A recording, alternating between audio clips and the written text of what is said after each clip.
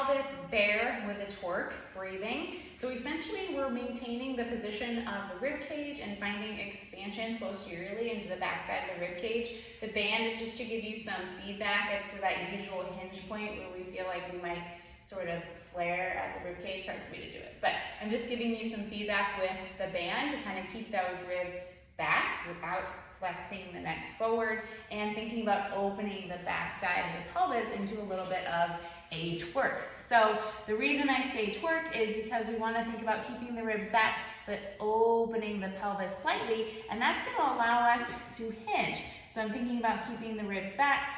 I'm going to drag up on the balls of the feet and I'm going to slightly twerk.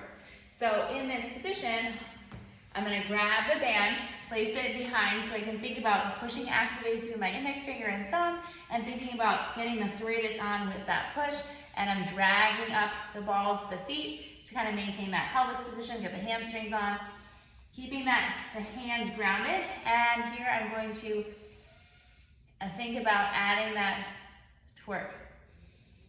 Inhale, pelvis drops forward, exhale, tuck under, ribs stay back. So just getting that pelvis movement, gaze is forward, sternum lifted, ribs back. Inhale, drop. Exhale, tuck.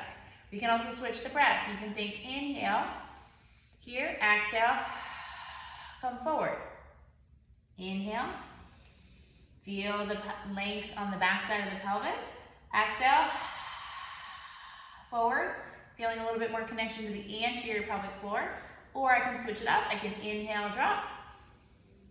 Exhale, tuck.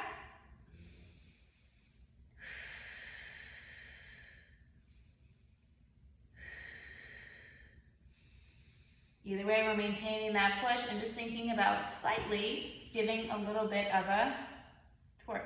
So the movement ideally comes from the pelvis. And so when we're upright in a hinge position, we can think about being in that hinge, right over the midfoot, ribs stay back, and then I need to think about a little twerk, twerk, twerk. So even coming upright, this is your standing iso hinge with a little